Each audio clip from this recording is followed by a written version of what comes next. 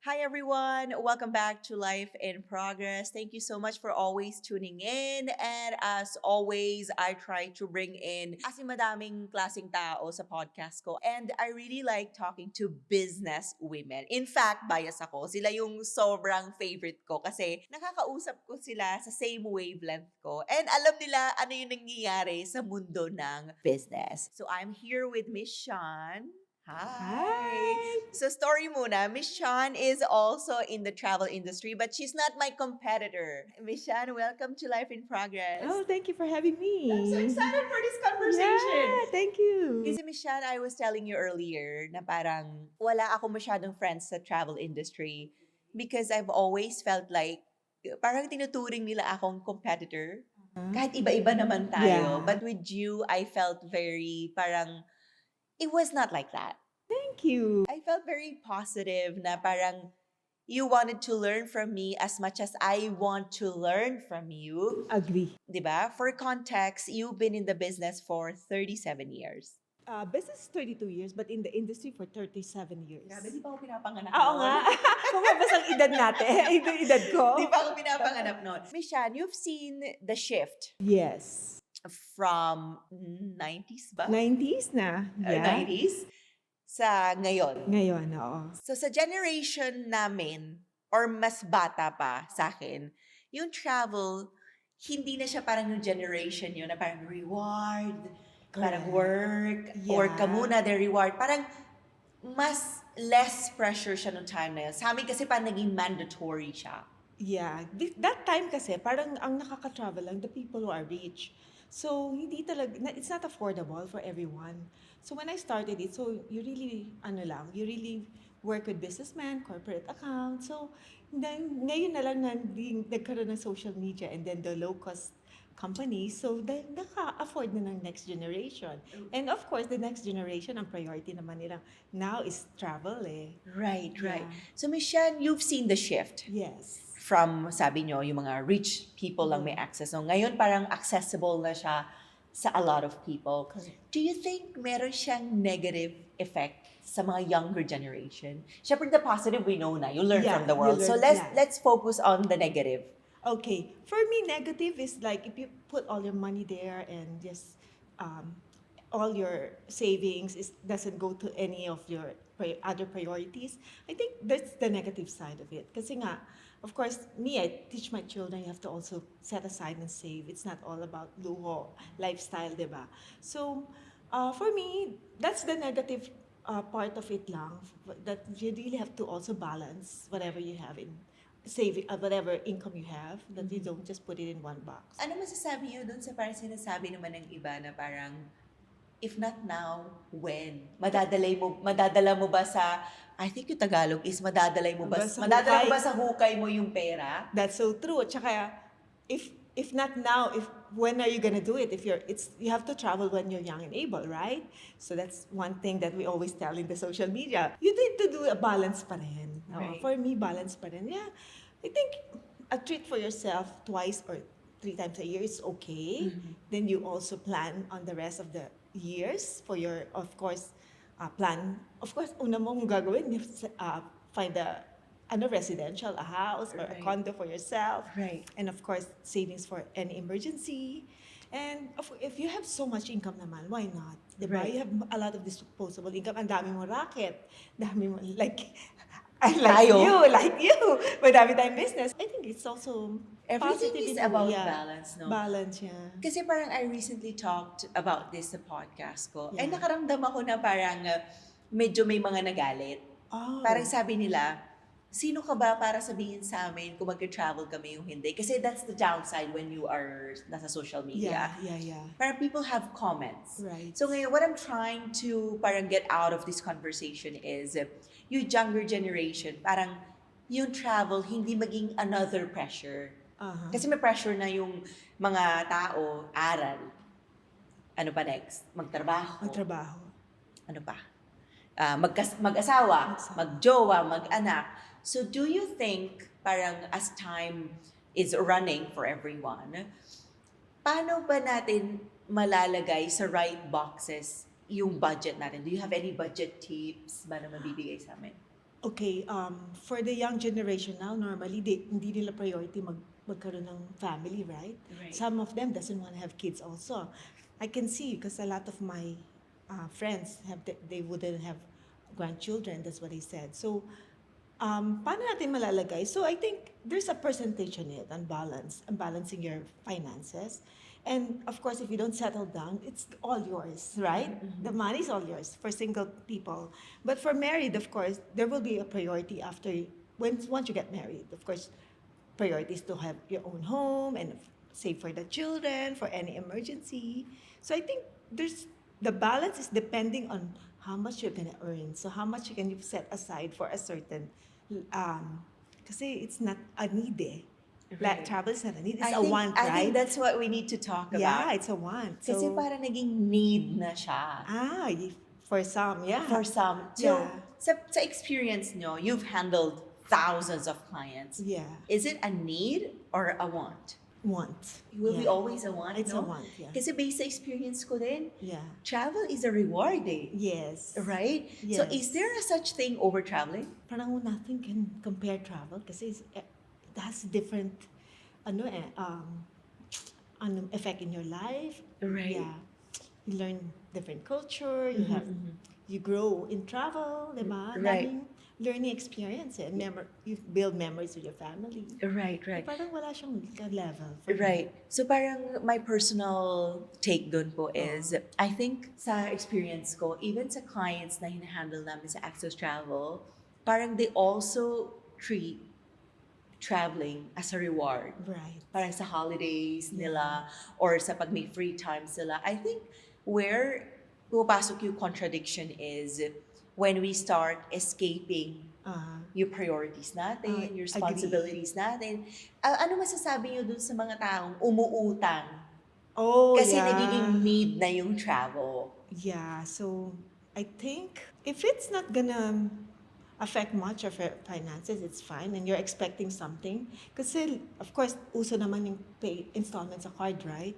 So, once you've done that, I mean, I don't think you have to live beyond your means for me. And then, only what you can afford. I mean, what can you afford? But if you go beyond your means, that's something. Kasi, possible magkaroon ka ng maraming utang, and then of course you're not even sure if you're going to be secured with your job. Health can be an issue when you lose your job, right? And there are so many factors that you might not be able to afford it in the future. So umuutang mahirap din. Yeah. Right. For me, it's not practical. And maybe kung sandali lang 3 months, pero kung 12 months, 24 months, there's something wrong kasi talagang sinistretch mo talaga yung budget mo. Right, right. Stretch mo. Do you believe in delayed gratification? Yung parang work muna today, tapos imbis sa gastusin na agad, parang ipapaliban mo muna na next year? Do you think that's a good strategy to enjoy life? Pwede din. Aha. Pwede din. It depends on the person. For me, kasi I always also like to reward myself after working so hard. Well, simple lang din naman na reward ko because travel is just in our hands, right? Right. It's just given to us. But simple lang reward ko when I work too much, maybe just a beach holiday is fine. Yeah. Hindi naman kailangan bonggang-bongga. Because, yeah, ayun nga, I'm also looking at wellness now. So Right. that's one thing I want to do. Right, right. Yeah. So now, nag-workout tayo together. So what Yeah. shifted sa mindset nyo na you were traveling so much? True. What shifted sa mindset nyo as a 59? Yeah. 59 No, or yeah. 58? Getting there. 58-year-old woman. So what can we learn from your journey and experiences like traveling the world? Ano yung nag-shift? Shift, okay. So, I feel so tired, like, traveling all around the world. Like, especially if too much long haul. Doon ako nahirapan. Of course, I can feel it. I'm aging. When I was your age, I can really do back-to-back and everything. But really now, past 5 years, I can feel it. So, I told myself, and of course, I told myself, I have to also look after my health. And also, when I spoke to you, when you told me about your focus on yourself, that year, 2025, right? Sabi ko, oo nga no, why will I just travel and work, and then at the end of this journey, and I might be sick, and I want to enjoy my grandchildren. So when I learned that, I was already doing a little research on wellness. So I told myself, oh, this 2026, what you wanna do, you're gonna work, and me, I'm gonna do wellness. Parang yun. So what changed my mind? Then, well, spoke to you, and also I see a lot of people um, dying earlier than expected. Right. Because I don't know, maybe I'm not sure if that's the vaccine cause or um, a lot of people are really dying than expected. Or they're sick. Pwedeng nagka-cancer, nagkaroon ng heart problem.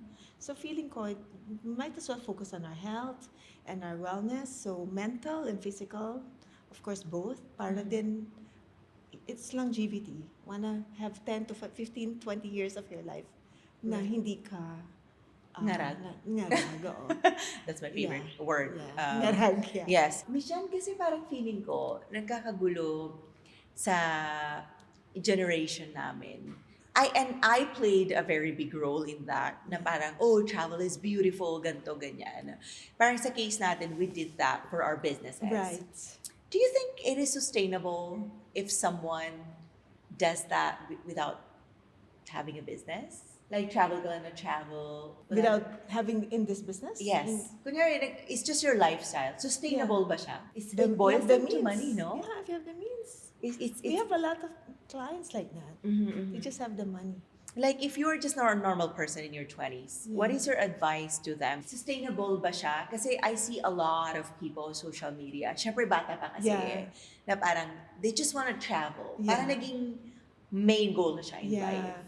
Do you think that is something sustainable? Parang, For the ano younger mangyayari pagdating ng 30s? Do you think that's something na pinag-iisipan nila? Or go lang ng go? Yun na kasi mentality ngayon eh. Parang feeling ko lang na new generation now, they really prioritize first what they want to do in life. Like if they're into this hobby, they want to focus on that, and then they spend on their travel because they want to see the world. But at the end of their like 20s, maybe before 30s, dapat they already know what their directions in life. It's gonna be sustainable in a way that as long as they can afford it and they learn from it, they can bring something back home from it. Like siguro, like some of them become businessmen because they saw a unique cafe or a unique business that they can bring to the Philippines. Pwedeng mga ganun din, yeah. Sadly, everything boils down to having the means to do it. Means, yeah. Yeah, yung personal perspective ko po is parang if you are gonna suffer financially Uh-huh. and madadamage yung stability mo, I don't think any reward, hindi lang travel, even shopping Yeah. or ibang addiction, I think it's really bad. True. Diba? Sa mental health, sa True. physical health, and everything. And for me, as someone na nag-travel nung 20s ko, kala kasi ng mga tao po nun, I was just traveling lifestyle. Oo. Minimaintain ko yung lifestyle ko. So nagulat yung mga tao nung pagdating ko ng 30s. Parang, ay, di na siya umaalis. Kasi ibang tao po, hindi nila alam na I was doing it for access travel. Okay, yeah. Parang I was asking people around dito kanina, parang, do you still want to travel? Parang nag-iba yung priorities. Yeah. So is it a normal shift? Possible if it's too much for us. Yes, Yeah, yes. I can tell. So when did you start traveling? Yung talagang sobrang travel. Wait, I started my company 32 years. So maybe not halfway, maybe 20 years ago, yung non-stop. Because of course the children were growing up. I cannot really leave too much. I mean, I cannot really be away for long. So I just choose the travel that I can do. So yung 2012, I think that was the start, or 2010. Oh, magkasabay lang tayo. Ako 2011. When I was traveling nonstop, but the company opened Earlier pa. 1994. Right, right. So parang another 10 years? Less than 10 years ko lang. Yes. So speaking of your business, do you think travel business is for everybody? Well, no, because you really have to be passionate and you really love what you're doing because really it's a stressful job. Very At stressful. diba? So many things connected to it. You don't just arrange an itinerary, arrange everything: hotels, tours, transfers, flights, visas. There's so many things connected to it. Before you come up, you can bring passenger on the destination. Kasi isa pa po yan parang masyado nang nag-glamorize Yeah. yung travel business. Right. Napapansin niyo yun sa Oo. experience niyo? Parang Daming gumagaya. lahat nag-open na lang ng Yeah. travel company, tapos may ganito na, may ganyan na. And yung personal take ko po dun is, naapektuhan yung credibility ng lahat. Oo. Pag may mga nangyayari na mga anomalya, True, yung or mga may nangloko, may mga nang-scam. Yeah. Parang lahat tayo affected Right. with that pag may nangyayaring ganon. So, if someone is planning to open a travel company, what advice would you give them? First, know what you're gonna get into. Feeling ko, alamin mo na yung papasukan mo. And then, I can see those who are really opening because they love to travel. They want to travel for free. I think that's the reason why they're opening Pero that's one. not true. Let's That's not clarify true. that. Yeah, we pay for our trips. I pay for all my flights. Me too. Of course. except Since for- day yeah. one Yeah. up to this day. We're only traveling for free. We're invited. Right, We're right. hosted by every supplier. And I So, barely joined those. Because Yeah. I need time to make content. I know. I Yes, know. yes. When you have a travel company, you don't get to travel for free. Yes. Even yung kapareso na business model. Yeah. I want to dive into that mission. Yeah. Parang, yun kasi yung madalas nakikita ko Yeah. People get into it because of that. Yeah. So you're already putting expectations and rewards bago pa lang mag-start yung business. Mhm. So, how do we sort of not discourage people, parang talk about reality? Ano Yeah. ba yung reality na back end? Sa travel? Yes, sa industry. Okay. I really enjoy what I'm doing. It's the difficult one is the challenges are like there are so many challenges behind it. Like of course, Filipinos, first of all, sa visa pa lang, kailangan na natin. So you cannot just offer any destination that they can go to. And it's sa Asia lang naman sila pwede or the number of countries that was already approved that we can enter without visa. And of course, it's a different also culture that you are dealing with so many people, so many nationalities, and you deal with different suppliers. So there are so many products that you have to sell, and you can only focus on several. It depends on their market also. And other than that, I think before you start a travel, for me, think about it. Kasi baka lang gusto mo lang makiin, mag-travel ng free, but it's not really, traveling is not really free right now, especially after pandemic. That's a Everybody business, has, yeah. yes. Everybody, you have to pay for everything. So unless you have already established, a name in this industry and you've brought lots of clients, then that's the only time you get Ako so nga, much walang free invited. Alam mo No, meron na tayong free. We were in Italy last October. Ayun lang. Wala That pa was ako free. nabibigay sa kanila na kahit ano. No, we can bring them. We can, for sure. You don't have to do it now. It takes 2 years at least. Yeah. So one misconception na highlight na natin na we don't get trips for free. Second misconception naman siguro is people always think kapag nag-private tour sila, lagi mas expensive yun or mas, I don't know, mas luxury. Which is totoo naman Yeah. compared sa group experiences. But you also cater sa mga cruises na luxury but group. Kami Yeah. naman, yung group namin, 12 people lang. Right. So I want to highlight on that is that luxury is not just for private tours. We can also experience it through cruises. Right. So that's your product. I if you can highlight lang on that one. Okay, so we represent 3 cruise companies here in the Philippines. Okay lang to mention brands, Yes, right? yes, please. So we represent Silver Sea, Ponant, and Scenic. So these are, one is ultra luxury cruise, which is Scenic. They do Antarctica. All of this cruise company goes to Antarctica. And then Ponant is a French company, and Silver Sea is an Italian company. So these are the 3 brands that we cater, we sell in the Philippines, and you can also work with your B2B. So I mean your travel advisor. So you can just contact them if you need to book on this cruise companies that we are Right. representing. Yeah. Right. So not necessarily kailangan naka-private tour, right? Not really, because those are all inclusive Yes. and everything like butlers. And Yes. everything is So group experience siya Group kasi you share experience, yeah. the cruise with Yeah. other people. So second misconception. Third misconception is yung visa. Yeah. Kapag daw nag-submit ng by group, Yeah. ma-approve ka, it's incorrect, right? It's incorrect. all depends on your documents pa rin. Personal documents. Personal Feeling ko it's documents. very important na i-clarify yun. Kasi Yeah. madami ako nababasa ganyan na they're willing to pay 600K I know. for something para makapag-group visa. Syempre, some people are not Yeah. honest. Yeah.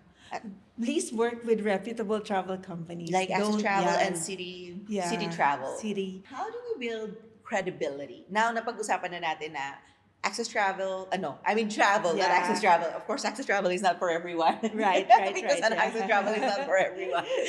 And, sige, nasabi ko na yun. Do you believe that it is okay to build businesses, yun muna, na hindi para sa lahat? Like, I claim it honestly. I don't want all the clients. And I'm okay with that. How do you run your travel company? Okay, my company, which is 32 years, we handle mostly like ticketing, inbound, corporate accounts, incentive, and family leisure. So after pandemic, an opportunity came, and I just realized everybody wants to travel premium. So I said, why don't I open City Elite?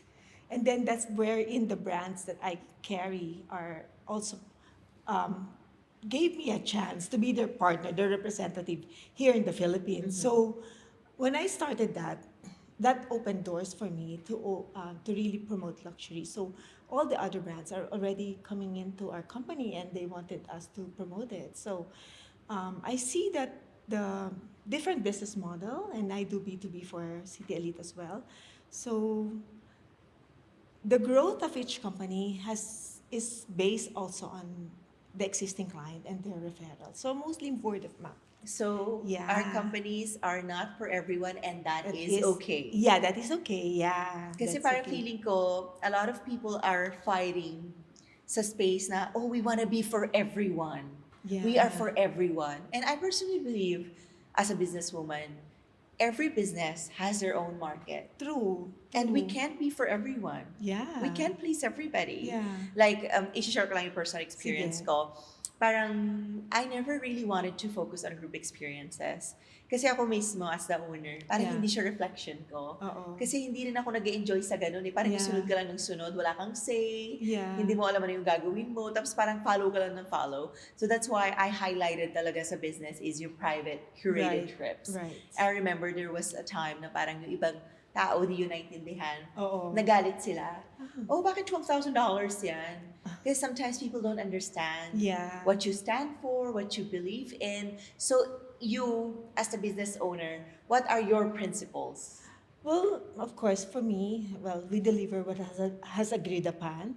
I have to be transparent in all business dealings, of course, and you just, for me, profile the client and give them the product that is suitable for them. Because ang dami rin namang dyan na way na you sell high-end and very luxurious experience, but not everyone can afford it. So you really have to profile them, diba? Right. So, and of course, you find your niche. Right. I think Yeah. we tackled na everything. Yeah. Business, you as a Yeah. business owner, travel as a pressure sa Right. younger generation. What is one advice you can give to the younger ones? I Yeah. think they need it compared sa ibang generations na we can use along the way as we mature and grow.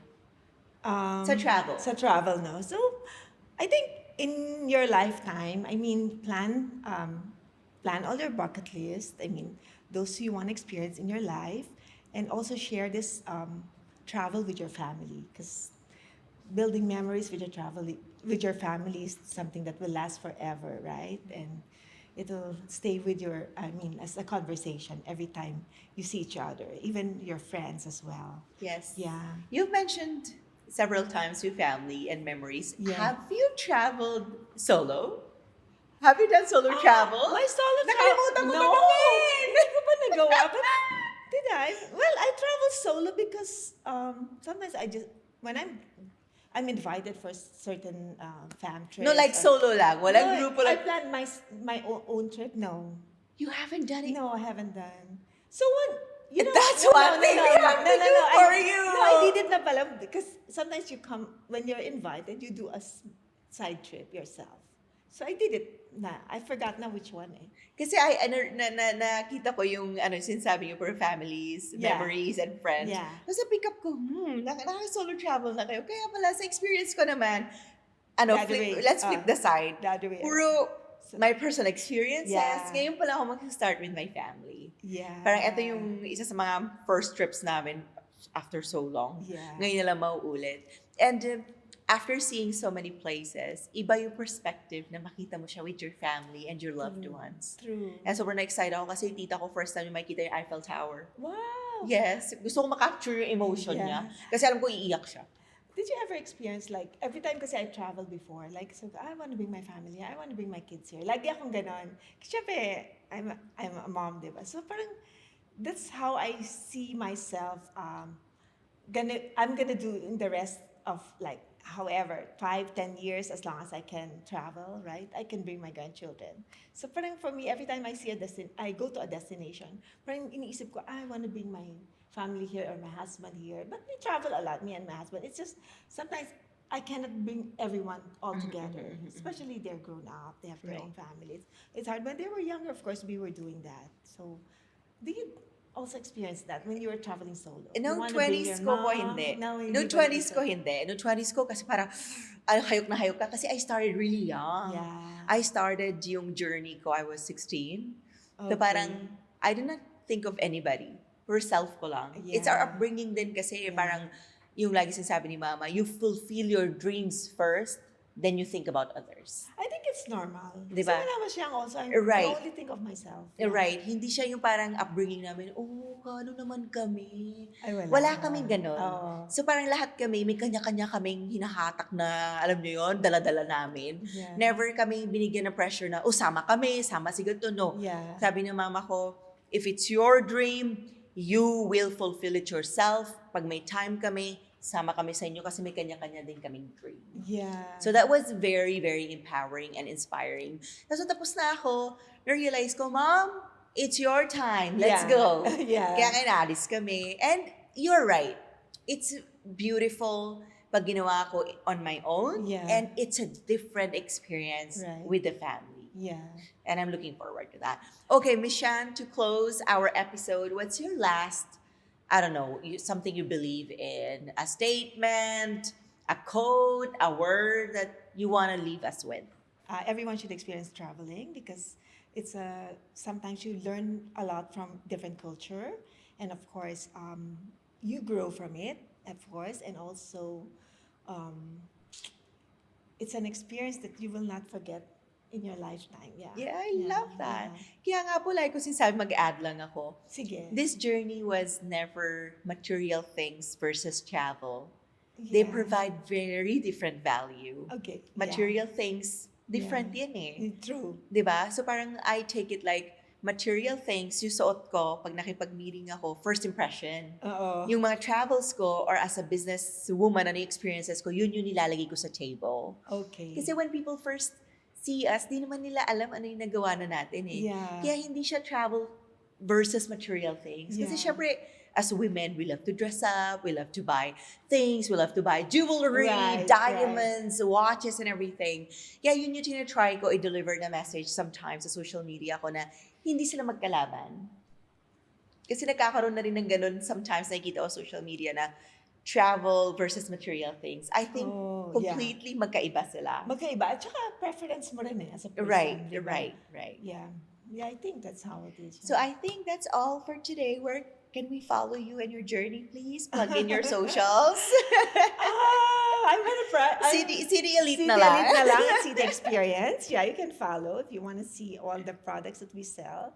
There are also, like Anjali, she share all unique destinations, exotic ones. So you can also follow us. And of course, I also want to recommend you work with your travel advisor. Yeah.